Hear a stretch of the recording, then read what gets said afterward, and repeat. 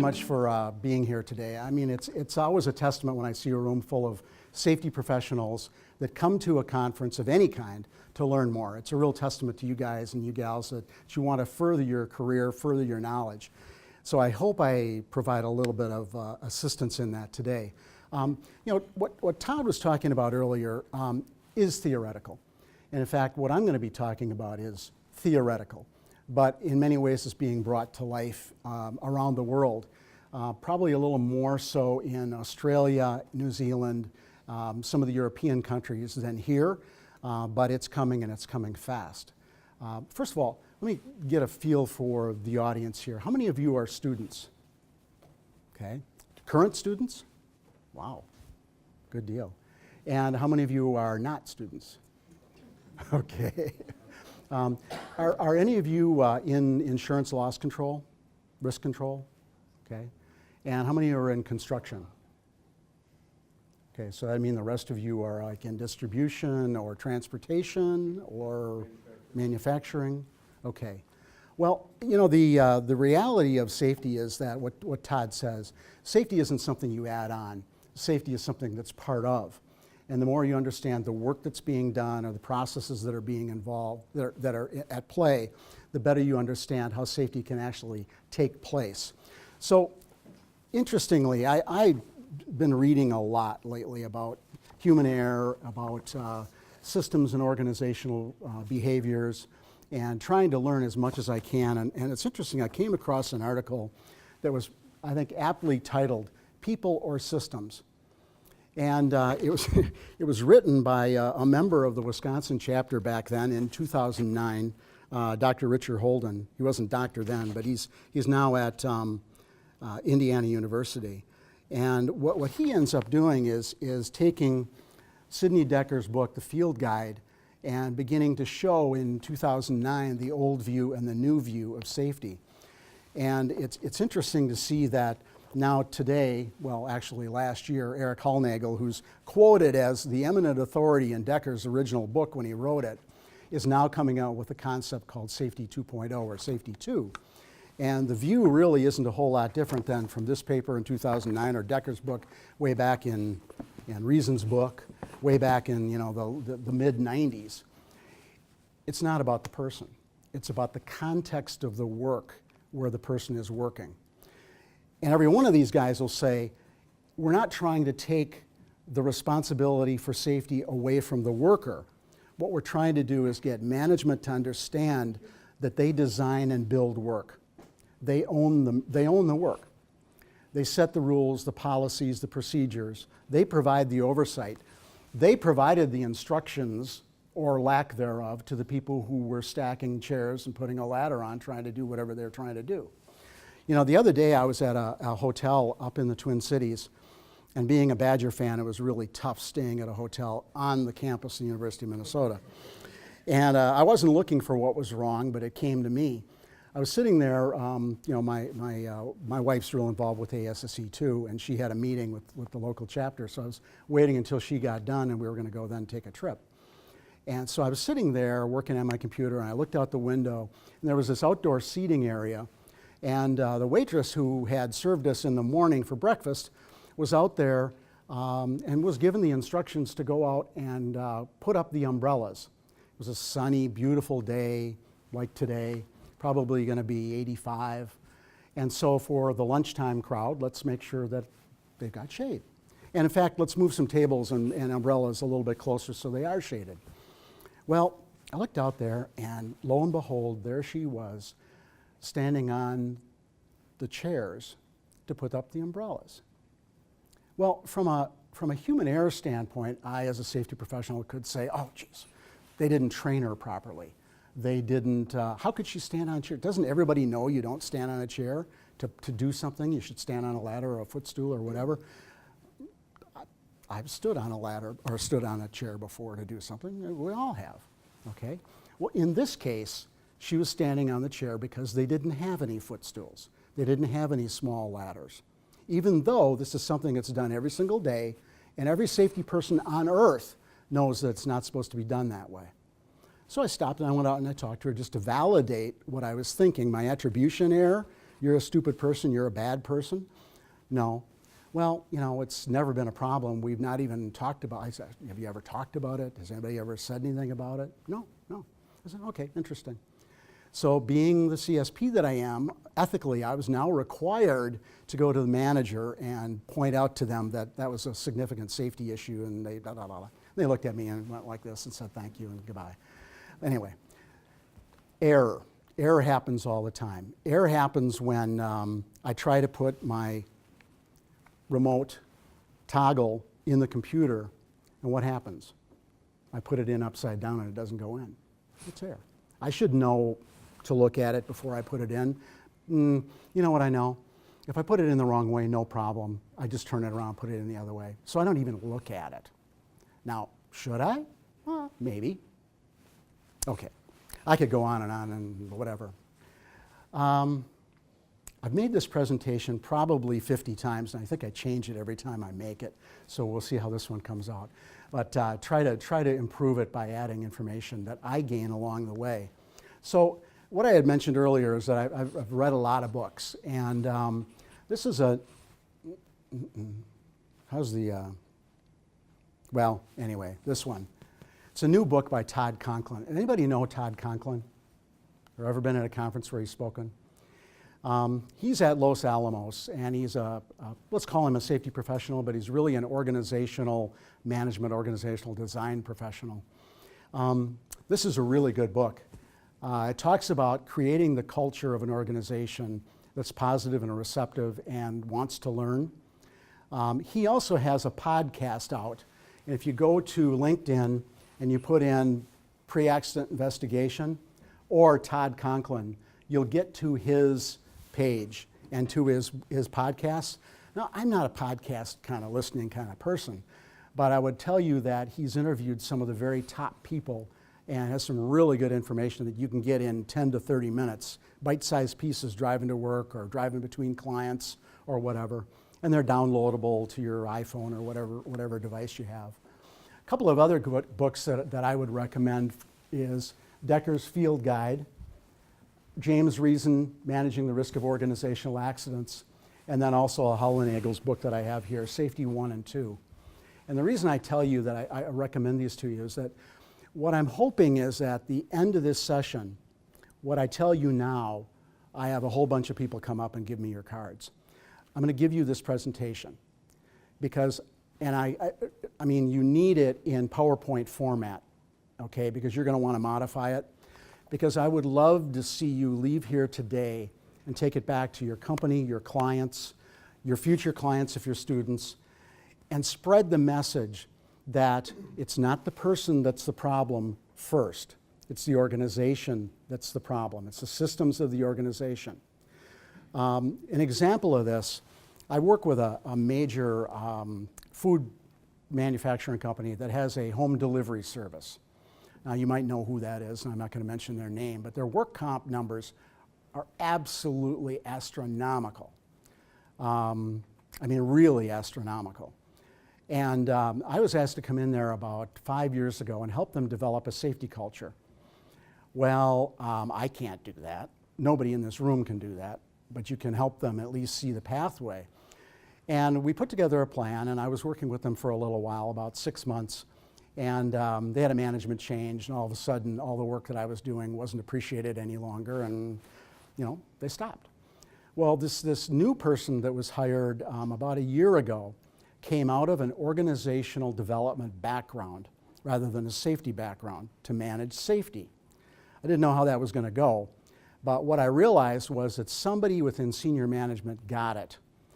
And what she now has the organization doing whenever an incident occurs, from senior leadership all the way down to the depot manager, they have to answer the question, what did we do that contributed to this accident or this incident? What policy, what lack of, what direction, what? And what they're doing is they're assembling this for each injury and incident that occurs, looking for trends within the organization so that they can come up with the message that people will finally begin to understand from top to bottom that safety for us is not only critically important because of work comp, But we're out in neighborhoods delivering food late at night and whatever. And guess what? They were running into cars, people, mailboxes, whatever. What did we do that contributed to this? And that's what these books are about, trying to help us understand that. So what I hope to do today is just stimulate thinking and foster discussion about human error, about our response to failure. How do we immediately think when something bad goes wrong? Our biases and how they cloud our view. Systems influences that provoke error, and safe work design that fails safe. Now, I told Todd I was going to move pretty quickly through the front part of this presentation because I want to make sure I've got a little bit of time at the end. And I'm one of those speakers. I don't know if any of you have heard me speak before. I tend to do what I just did. I just took the first 10 minutes of my presentation to talk about something that wasn't even involved in my presentation, just to set it up. That's what I do, okay? Okay. All right. So, our view of failure not only dates to the Reformation, it probably precedes the Reformation. Oh boy, I'm going to get into a history lesson like Todd did, okay? Well, here goes quick, okay?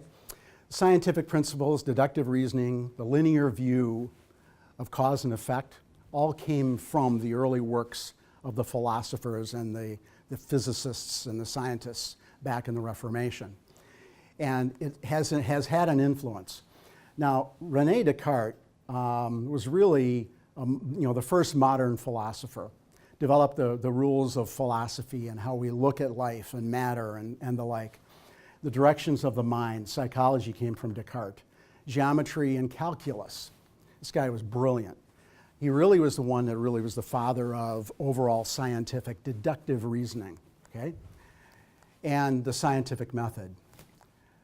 After him came, well, this is a picture of me when I went to Whitewater. Actually, I've got my student ID, and I had long hair and, whatever. How many of you went to Whitewater? All right. Go Warhawks. Nothing's better than being up in Minneapolis and having the Badgers do well and Whitewater do well. It's great. Hopefully you understand. Anybody from Minneapolis here? And don't throw anything at me. Okay, yeah, you know what I'm talking about, right? And then the Packers, right? Yeah, okay. So Isaac Newton is quoted by Decker quite a bit and a few others because he's the one that really got us thinking about the cause and effect principles and some of the linear thinking that's developed about how we look at how accidents occur and what their causes are. Action reactions and where am I pointing? Here it is. Okay, but he was also the father of the Industrial Revolution. A lot of his workings in mathematics and engineering led up to a lot of the new designs of the first Industrial Revolution that occurred shortly thereafter. But he also got us thinking in a way that when we look at an incident, we tend to go through the process of 5 whys, okay, right? We've all been taught 5 whys or some type of root cause analysis. Excuse me. I made a presentation at the PDC, ASSE PDC in Dallas this year called Human Error, There is no root cause. Boy, I got a big room full of people ready to throw arrows at me and darts at me and whatever. It wasn't to say that we shouldn't do root cause analysis because we should. It was to not start with the person, start with the system.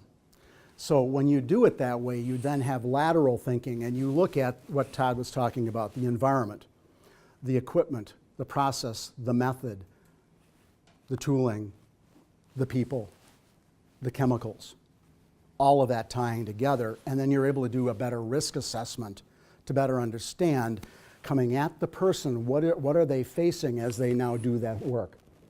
And Decker calls it being inside the tunnel, having their view of what was going on at the time. I conducted an incident investigation for a series of training for a major propane company.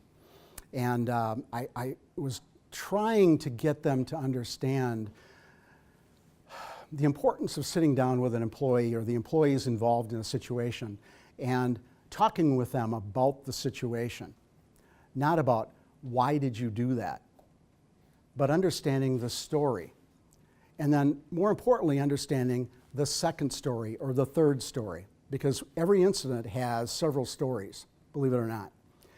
I never could get them to really grasp that, although I did have a few supervisors come up, working with them over a few years and say, I tried that technique and it's amazing. I thought this happened, but in reality that happened. Yeah, that's what happens. So, okay. So let's agree that the 1800s were pretty unsafe, right? We had lots of mining incidents. Rail was being built across the country and the like. And the linear thinking in many ways served us well because we had problems with rail cars not stopping. So Westinghouse invented the air brake. We had problems with the link and pin coupler killing people because the only way you could couple or uncouple was actually to drop the pin or pull the pin out. And many times the cars were moving and people were crushed. So along came Eli Janney and he developed the automatic coupler. In some ways, these were looked at as safety interventions, but in reality, these things were invented because of property damage that was occurring and also the lack of workers to be able to build the railways and the rail system across our country. That's why we had Chinese workers brought in and we had workers from Europe brought in to build our railroads for us because we were killing them. Well, in the turn of the century, we've all heard of time studies. Well, time studies came from Frederick Taylor.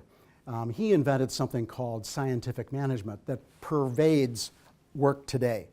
People still have work that is segmented, regimented, proceduralized, okay? What he ended up doing was taking work and showing, some of the industrial giants, Ford, that you could break your work down into pieces. You could hire people and train them to do this piece of work, and then you'll be able to get it done at a higher quality level, you get it done faster, et cetera, all of the benefits of modern industrial revolution. What it did, though, is it took away all this craftsmanship that had really existed not only in our country but across the world, and it made the worker and the importance of the worker less valued. If somebody goofed up, well, we'll just get another worker and we'll train them. And what happened is more and more management began to think they knew it all and the workers didn't know anything because, well, we have to train them, we have to supervise them. When something goes wrong, they did it because we designed it right in the first place, okay? That pervades to today. So we're well over 100 years later, and much of management in our country, the world, still believes this way, that management knows more than the worker. When in reality, management believes, they imagine they know the work. They don't do the work. The worker does the work. And that's what Todd was saying. The more important it is to get down and talking with the workers about what they're doing and how they're doing it, not from a safety standpoint, but to understand what variations they have during the day or the week in their work. This is really true in construction. It happens all the time. Changes daily. Changes in petrochemical. The drilling operations in North Dakota right now, my God, what those guys face is amazing. And the workers are replaceable under this theory, and work and output is controlled by management, as I said. Okay, so now we're in the late 1920s, early 1930s, and many of you, well, you're all ASSE members, right? Okay, so we've all read recently the writings of Fred Manuel, who's debunked Heinrich and all of that. Well, there are some things that Heinrich did that were very good. He brought safety into the world of management, which it really didn't exist before. Safety was primarily fire codes, and really we didn't look at safety and incidents being preventable until Heinrich really wrote the book and made sure people understood that they are preventable and there's some things you could do. Now we know that his triangle is wrong, and we know that the incident reports that he relied on for most of his data were put together by supervisors who never had any training on how to investigate an incident. So systems are never discussed, ever. We know that he'll tell us that 88% of all incidents are due to unsafe acts. Could be 98%, could be 100, I don't know. I mean, 2% are acts of God, well, okay. Well, we don't really know what those percentages are. But suffice it to say, I'm here to tell you that almost all of them involve some element of human error, but also all of them involve some element of context. And when you understand the context, you're in a better place to prevent going forward. Okay. Deep breath. You're all with me. That's good. I mean, nobody's like walked out yet to go to the bathroom. Thanks for letting them go before I. Yeah. Okay. So the domino theory also had its start back at Heinrich, and it continued forward to Frank Bird back in the 70s. Frank Bird was a great guy. He developed a place in, I think it was in Logan, Georgia, called the International Loss Control Institute, and that's now become DNV and done a lot of good things. He came out of the steel industry. He also pervaded the domino theory. The problem with the domino theory in the beginning, and I know it's not this easy to read, but I'm going to give you the slides so you'll be able to read them, right? Social, environmental, and ancestry is the first domino. So socially, I'm inferior, or my ancestry is such that I can't possibly understand what this is about. Fault to the person, they were careless. This comes from his actual first book in 1931. Unsafe act or condition, then the accident occurs, and then the injury results. Now we know if we remove one of those dominoes, that won't happen. That's pretty linear too, isn't it? Okay? A lot more can happen in an incident than that. And so he was less concerned about work design and systems, because remember, that only represented 10% conditions. Okay? Okay. All right, so, yeah, okay, DJ's here to tell you workers are still the problem, and I am too, but it's a little more than that. Let's agree that the proximate cause, and that's what Heinrich was talking about, the proximate cause, okay, the immediate cause, is almost always what a person did or didn't do. A mistake, a perception, an action of some type, okay, or inaction. But where do human errors come from? How many of you have been to hike Diamond Head on Oahu? Anybody? Okay, good. Almost always when I ask that question, somebody raises their hand. So when you get there, picture this, nice parking lot. Well, okay.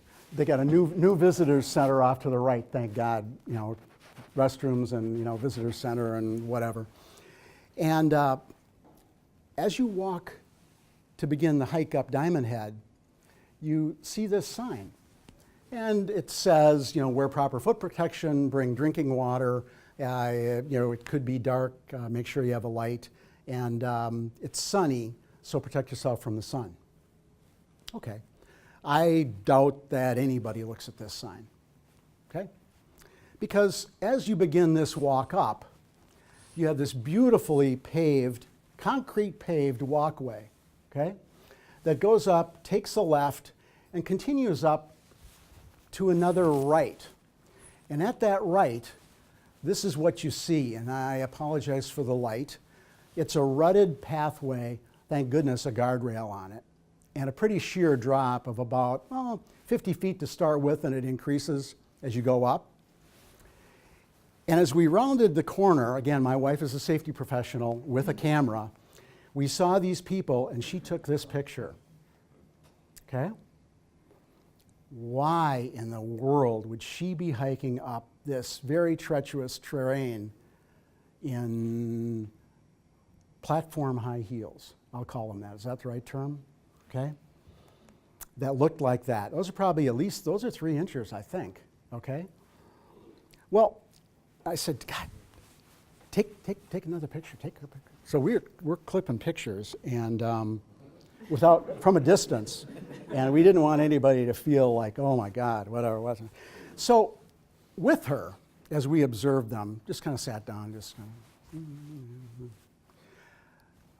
there was a younger man.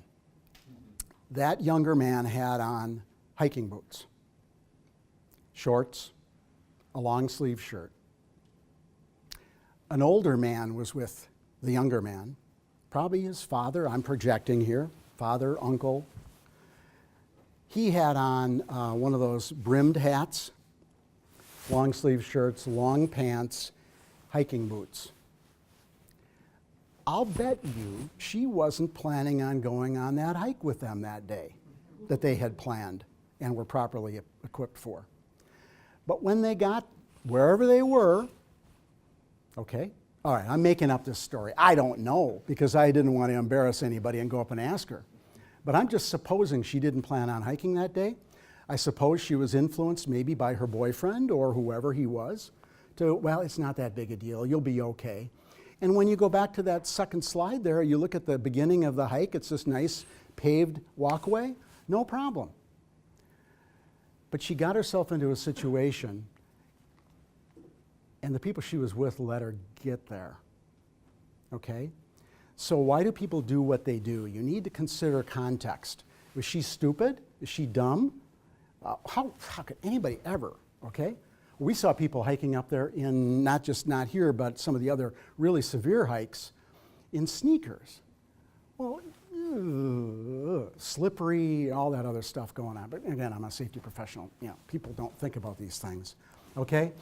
However, there used to be an oil company headquartered in West Allis called Clark Oil. And I was the corporate safety director or assistant risk manager for Clark Oil.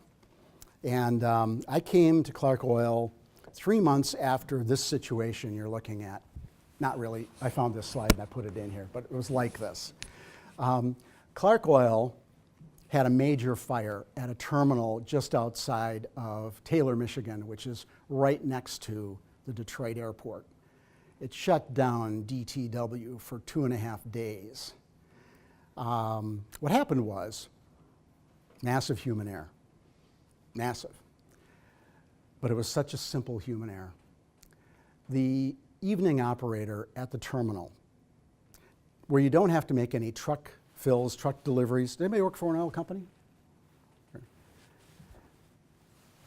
So in the evening, his job was more or less to be the caretaker, but also to take pipeline deliveries. To take a pipeline delivery, they knew how much was in each tank, and these are big tanks, you know, 50,000 barrel, 100,000, 200,000 barrel tanks. And so what you would do is you would go and you would validate on the gauge on the tank where you were, and then call the pipeline company and start the delivery call. And this was a few years back. Call the pipeline company for the delivery to occur, and with the specific amount to be delivered and when the stop time was to be. So then you would shift whether you were sending unleaded to one tank and JP to another or whatever it might be. You could do that. Well, he gauged the tank, he started the delivery, he realized it was going to take about 2 hours, a little more actually, but about 2 hours, and he thought he'd go to the local Burger King and get something to eat. Am I telling the story the same as I told it before? Pretty close? Okay. Sometimes I make it up as I go here, but no. And he finished his burger and fries and whatever he had, and he was on his way driving back, and all of a sudden the sky in front of him lit up. Okay? The tank had been overfilled. It had been running for about an hour, filling the dike, and now was overflowing the dike. It was a still evening. The vapor wafted about a half a mile to a mobile home park facility. A furnace went on. There was enough vapor. You were at the lower explosive limit, and guess what? You had a huge fireball for a half a mile back to that terminal. And at the end, 3 tanks were involved. Now, the overfilling of the tanks is one thing, but in the oil industry, they understand how volatile their product is. So all of those tanks had foam suppression systems that should have been able to put that fire out fairly quickly. Light water foam floats on top of petro, smothers it, fire goes out. Well, all of the piping was on the top of the dike wall. And at each turn of the piping, they use something that's called a dresser coupling. It's a fabric type coupling that melted when the fire occurred, and they couldn't put out the fire. Thus, it not only involved 1 tank, but 3 tanks, and it took them 2.5 days to put it out. They fought that fire from a distance, keeping the tanks that were furthest away as cool as they could so they wouldn't be involved as well. So, okay, we had a human error here. We had a person misgauge a tank. We had a person leave a facility so he wasn't there as a caretaker to be able to report something that went wrong. Okay? But what we had is a massive system set of errors as well. The gauge on the tank didn't work. It hadn't been, it actually had been identified as being a faulty gauge about a year and a half before. It had been reported again about 6 months before, and nothing had been done about it. Because they kept getting deliveries every fourth or fifth day, and well, it worked on those times, so it must be okay. It must have just been that one or two times. And then the design of the foam suppression system using a coupling that would melt in a fire. How stupid is that? Oh, I'm sorry, another human error by an engineer. So at the end of the day, the operator was fired. Nothing happened to anybody in the engineering department at all. And I was brought in to work with Factory Mutual and the engineering people to go around and really redesign the foam suppression systems for all of our terminals. But how do we react to air? Oh boy. They still talked about how bad that guy was and if he'd only been there. Not really recognizing that if they had had better systems of making sure something that was system critical. We cannot overfill one of these tanks, ever, okay? And by God, if we ever did, we sure as heck better be able to have an early warning system. You know, they didn't have automatic, vapor read devices back then, but thank goodness we do now. And more importantly, somebody should have been there. There must have been a way to be able to put a fire out if it occurred. How critical is that, again, okay? Thinking about prevention and making sure we understand what we're doing is really important. Edward de Bono, a philosopher, said mistakes arise from the way the mind handles information, not through stupidity and carelessness. Okay, I'm going to take you through a little exercise here, and many of you have done this before, so if you have, don't shout out, okay? I'm going to give you a short little paragraph to read, and then I'm going to go to blank, and I'm going to ask you how many of the letter F, as in Frank, did you see? Ready?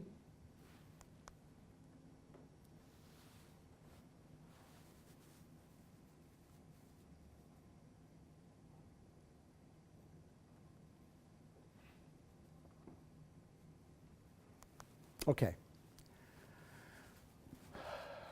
How many of you saw 3? How many saw 4? How many saw 5? Did anybody see any more than 5? How many? 6. Finished files are the result of years of scientific study and combined with the experience of many years, okay? First time I saw this, I only saw 3. My mind went right past those ofs, okay? We take shortcuts all the time. They're called what, heuristics? Yep, heuristics, ways our mind takes shortcuts so we can make better decisions, quicker decisions, get on with the next thing, whatever, okay? We do it, you just did it, everybody does it, okay? So when is human error a problem? Well, it triggers an event, and in hindsight, the human error is identifiable and assignable. So we can put a target right smack in the middle of somebody's chest. That's when human error is a problem. It's not a problem when we don't react that way. Okay, can we eliminate it? And I know DJ will talk a lot more about this because he's much more expert at it than I am. Training is a way. People need to know the right way to do things. Incentives, I'm not an incentive guy, but keeping people involved and aware and excited about safety somehow, well, it might. Discipline, fear, oh, that can improve human error, right? Okay. Behavior-based safety, having at-risk jobs, at-risk tasks, at-risk things that we can identify, train to, observe to. That can have a positive impact. But at the end of the day, I don't know what kind of total impact we can have. I'd like to take a look at this one. A lot of you have seen this probably.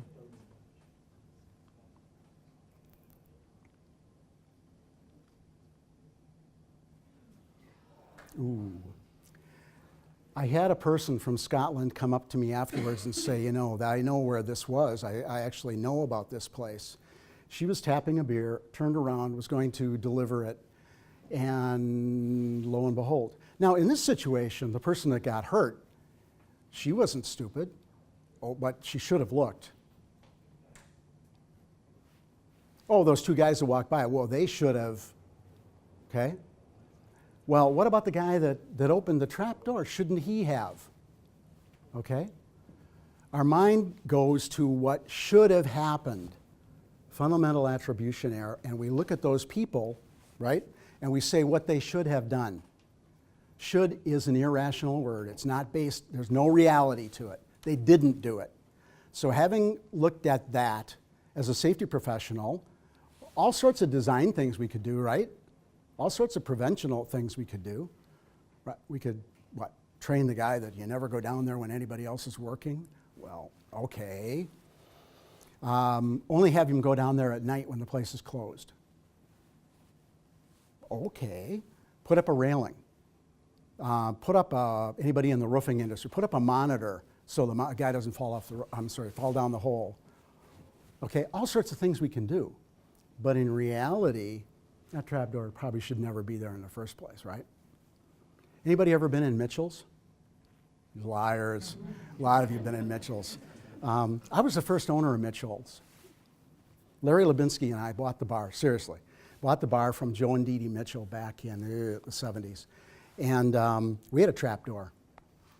We had 3 people fall down that trap hole, okay? Even though we would have somebody stand there, because down below was where the Coke cylinders were, and the compressed air and whatever we used to dispense soda. So every time I see this, I think about how stupid we were. Nobody ever got hurt seriously, thank God. But we put a person there, and we didn't know anything about safety at that point. I hadn't even got in the safety program yet. Wow, okay. All right, so human error and unsafe behavior really are not the same thing. Human error happens all the time. I think you can look at a behavior and say it was unsafe, but we're making mistakes and errors all the time, and we're making them in a normal world, doing work, doing whatever we do, trying to put your toggle in the computer. How many errors did I have today? I'm not sure yet. I mean, I tried to have a mint from Todd, and I'm trying to open the thing. And said, oh, no, open the other side. Okay, well, I wasn't trained. He trained me, and I found a way to get it opened. We all make errors all the time. Trying to find here where we are. I made a few errors until I found the map, and we found our way up together. You know, everything was fine, okay? Errors happen all the time. Trial and error is really how we do things when we've never done it before, or when we're doing something we've done infrequently. That's why it's very, very important when you have a worker doing something for the first time or very early on in their career that you observe how they're doing their work even after you've trained them. Or if you have a higher risk job that's not being done on a frequent basis, making darn sure you observe or have someone observe for their own well-being. And then they're engaged in the moment. You can't see what's about to happen. It's true. The people are focused on their work. They're trying to get the job done. They're working with the tools and equipment and processes they have in front of them. They're relying on their knowledge and their training. They're not expecting anything to come at them, but it does. And I know DJ will talk about presenteeism and being in the moment and the important things you can do. And in hindsight, errors are always easy to see. And all too often, we then get into the name, blame, and shame mode, right? It happens. And it's really hard to get out of that. In fact, that's what really Dr. Holden comes to conclusion here, is that even though we know that human error and systems influence is really important and we should be focusing on it, it's so counter to our Western civilization thinking that it's going to be really hard for us to get our managements to think about it that way, but we need to try. All right, so winding this down, can we punish away error? Not really. Deming said, you know, there'd be no problems in production or service if only our production workers would do their jobs the way they were taught. Well, in quality, that didn't work too well, and in safety, it doesn't either, because pleasant dreams, management did, you know, they're handicapped by the system, and the system belongs to management. There's a concept out there called normalization of deviation. It delves in this world of work as imagined versus work as done. Now, this first line out here is the norm, meaning this is work as imagined. This is the standard, this is the procedure. But during the course of the job, variation comes at the worker, and they end up deviating from the norm. Lots of examples of this, but you know, let's say you're in construction and you're working as an electrician, and you've got to go up on a ladder and you've got to hang some pipe. And when you get to the job site, they've got the wrong size ladder. But you realize, oh man, I got to get the job done. What do? Unfortunately, you end up going up on the second to the top rung. You can't quite reach. You go up to the next rung, then you get to the top of the step ladder. And along comes the safety person, makes you get down before you fall, hopefully, and scolds you. Maybe you get written up or whatever. I mean, it happens all the time, okay? But in reality, the employee deviated because they needed to get the job done. Now, is that an unsafe behavior that anybody on earth can observe for? Absolutely. But in the moment, in the context of the work, they'd probably done it before. They'd probably been observed for it. They probably let it go by. They didn't have the work, okay? Cognitive bias sometimes gets in our way. These are our thinking errors. Local rationality. It seemed like the right thing to do. Oh my God. Like the ladders on the stairs, or the chairs. Fundamental attribution error, Todd talked about. At the end of the day, it's we project ourselves as being better than the other person. Counterfactual thinking, what if, and if he had only, is this should have thinking. You project it, and the reality is that it's not based in reality. We do it all the time. And it's done in a way where we're focusing on the person and what they did versus the context of the work in which they were doing it, okay? And then hindsight bias. Everybody knows hindsight. It's 2020, right? And we can see what happened, but involved in the moment, the person didn't see what it was, okay? So looking at these 3 items, let's suppose you were blindfolded and you were asked to feel these items and tell me what's common about them, okay? Well, you'd be able to say, well, they're round, they're hard, they've got some texture, one has more texture than the other, but you wouldn't be able to tell much more than that, would you? Well, that's kind of what I'm getting at here. Inside, they're all different, significantly different. And when we look at something from that external view and don't get the internal view, we miss the detail. We miss the opportunity to learn and be able to prevent it the next time around. So this work as imagined versus work as done is really important, and it's kind of this key to Hallnagel's book, Safety 1, Safety 2. And Safety 2 talks a lot about the concepts that are being implemented now at GE. We had some people from GE speak at the Wisconsin Safety Conference about their safety program and something called HOP, Human Organizational Performance. It's really focused on this work as done. They've developed learning teams. They've developed other teams to understand how they're doing their work, comparing them to their JSAs. When an incident occurs or a new miss occurs, or near miss occurs, they come in and they look at it from not from a person standpoint, but from a systems standpoint. What's influencing these decisions that are being made, or the processes or paths that people are taking, okay? All right, and then finding the second stories. How it's actually done is so very important. Not to prejudge and looking for what might have been. And creating an environment of trust, not blame, so you can get at the core here. It's really important. All right. I hope you see why I'm going to give you these slides. There's a lot here that I hope you will dissect and use. I really do, because it's going to take time to teach your managers about this, but you can teach them. I want you to read a book or two here too. So it's simple, right? Not so. We provoke human error all the time. We design in ways that create latent conditions, set up hazards. you know, it's normal for us to have environments that have leaky pipes or have a wrench, areas where a fitting or a valve needs to be replaced, but there's no way to get to the valve. All sorts of things that get people into situations that they can't deal with. And so the systems of control can influence choices. Systems of control could be pay, okay? It could be hours of work if you're a driver. It could be all sorts of things that are systems that control your work, that relate to how you do what you do and some of the decisions you make, okay? All right, and then management decisions can potentially increase risk, as we know. All right, so I'm going to go through something very quickly with you. Everybody's heard of James Reason's Swiss cheese model. I'm assuming everybody has.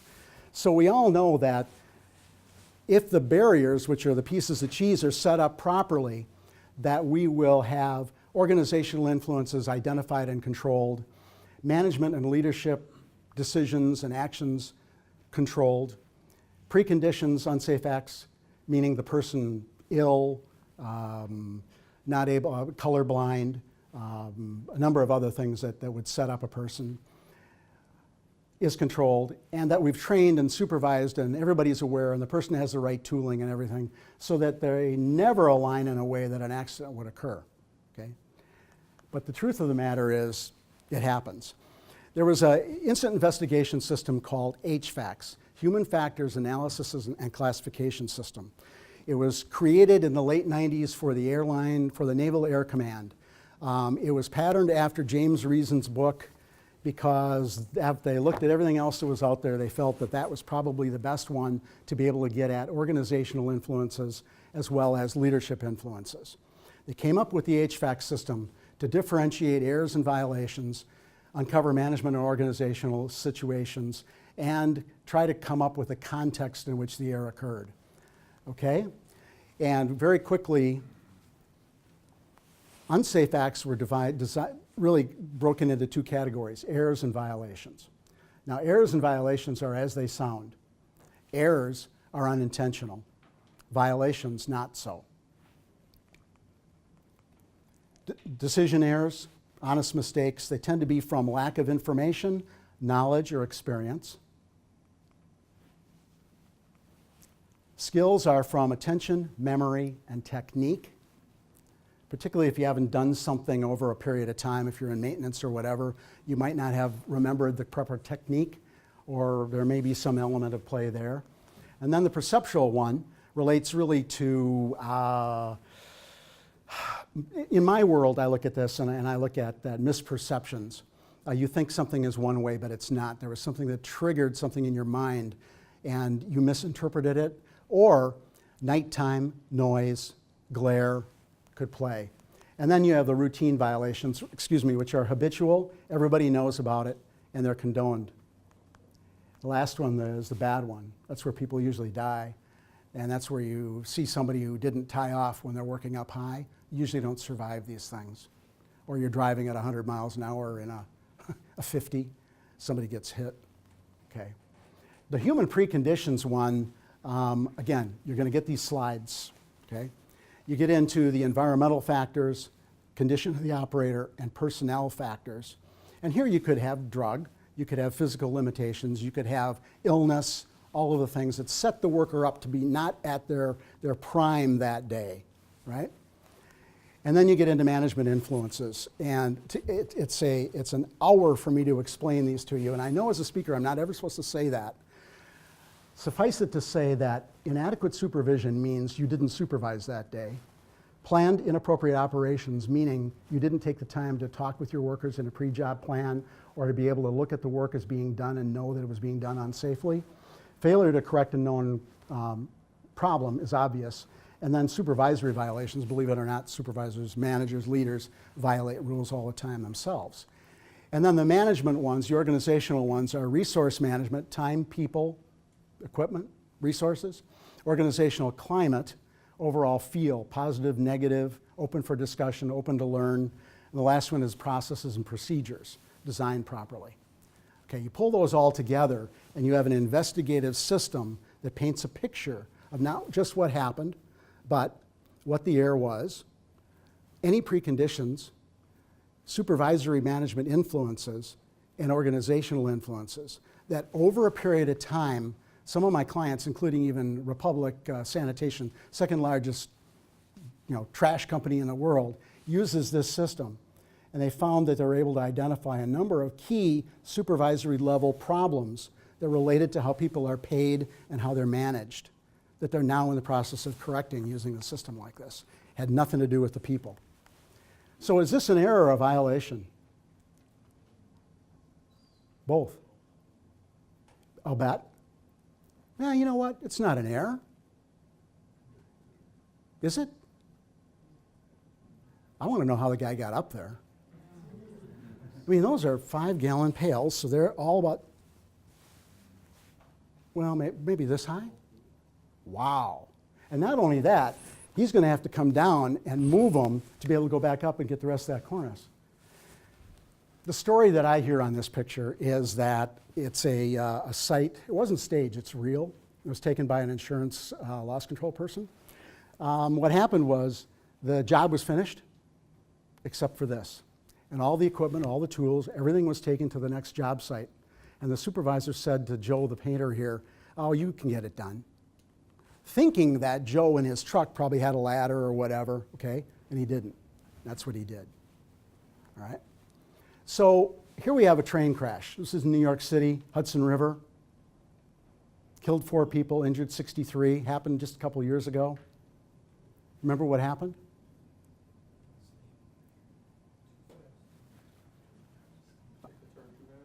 He was going about 80 on a 30-mile-an-hour curve, right? And he fell asleep. And because he was now on a different shift, and they only have one operator, and on and on and on and on, okay? He was at fault. He fell asleep. You ever hear of positive train controls? We did just recently, didn't we? Okay? Positive train controls have been around for a long time. Okay? We want to blame the person, but in reality, we're not freeing up the funds in the rail system in America to install positive train controls to prevent incidents like that from happening. And I guarantee you, over the next year, it'll happen again. Because why? Everything was supposed to be installed by the first of this coming year, 2016, January 2016, and they've now suspended the rule and allowed everybody another year and a half to do it. There'll be another train derailment and people killed. You can predict that one. Okay, so the old view is that human error is caused of accidents. To explain failure, investigation must seek failure, and we must find people's inaccurate assessments, wrong decisions, and bad judgments. The new view is that human error is a symptom of trouble deeper inside the system. To explain failure, don't try to find where people went wrong. Instead, find how people's assessments and actions made sense to them at the time. Totally different way of investigating an incident. How could this have made sense to that person? That is the question we want to ask, along with what did we do to contribute to it. Okay, so we're moving into this focus on behavior, focus on climate, to now the focus on design and organizational control, because we want to make it safe, not break it. I call it the winning triad.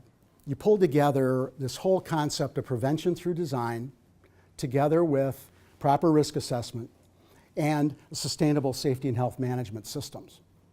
Now, I'm not talking to you about anything you don't already know, but I'm trying to show you that there are methodologies we as safety professionals already know and have in our back pocket that if we pull them out and start to use them effectively, we are going to be more effective in what we do, focusing on the system and the design of the work itself, okay? So, safety management systems. Here we have ANSI Z10, but you also have OSAS. And coming is this new standard. It's an international standard, 45001. It's supposed to be completed and agreed to by early next year. It's an international standard. I don't know if they'll agree to it for 5 years, but it's coming. It's already been drafted 3 times. It's ready to go. And then a key element of that is risk assessment. And I think everybody knows about the ASSE Risk Assessment Institute. They have a 2-day course, I believe, that they put on. If you ever get an opportunity to attend it, I would highly recommend it, teaching you the concepts of risk assessment. A little bit different than risk management, a little bit different than what loss control engineering is. It gets you a little more into probability and design. And then sustainable models for leadership. So really, the ANSI standard Prevention Through Design focuses on designing systems for an ultimate goal of reducing severity, not frequency. It's aimed at severity. We believe that we can deal with frequency elsewise, through training, through supervision, through overall management. It's that death that we want to prevent, or that really serious injury that we need to design for. And understanding the hierarchy of controls is also very important. And why is avoidance and elimination and substitution and engineering controls, why are they the ones that we want to choose first? Pretty simple, right? Because they rely least upon human behavior to maintain control. Potential to be defeated is less. And they're affected less by cyclical influences, decisions of management or budget priorities that are established by the company. Okay, winding down. Alignment is really important with safety management systems. And this is one of the things, I've got a good friend, Paul Esposito, that teaches a course on auditing, safety auditing.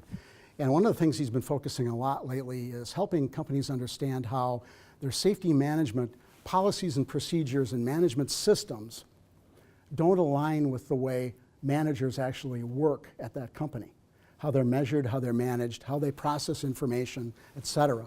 So it's important that we take some time to step back and take a look at some of those other elements that might get in the way of people being able to do what we as safety professionals expect them to be able to do. Safety, is it valued? Is it, or is that just lip service? Is it seen as strategically important? It can be if we do that cost-benefit analysis, is what Todd was talking about, and show how safety isn't a cost. It's a profit enhancer, okay? And that it delivers stakeholder value and continuous improvement. So this whole sustainability part is really our challenge. It's getting management involved, making sure that the systems of control we have in place look at the systems and how we do the work before the person who's making the mistake, and that we set up management to succeed and be more profitable. And at the end of the day, we all get bonuses and we get promoted and all of those good things work together. So it's not always the people, right? Every component of failure is built into the system. We need to design anticipating for error, not provoking it. And boy, wouldn't it be nice if we could live happily ever after and sing Kumbaya, but I know it's not like that out there in the real world. The more positive we can make the work environment, the better. Less blaming, shaming, naming. The more we are going to have people less defensive and more willing to accept our training that we give them, any observations that we have, but more importantly, have them be able to give us, like Todd was talking about, their knowledge so we can help build it into the safety program. So that's it. Thank you very much. I appreciate it.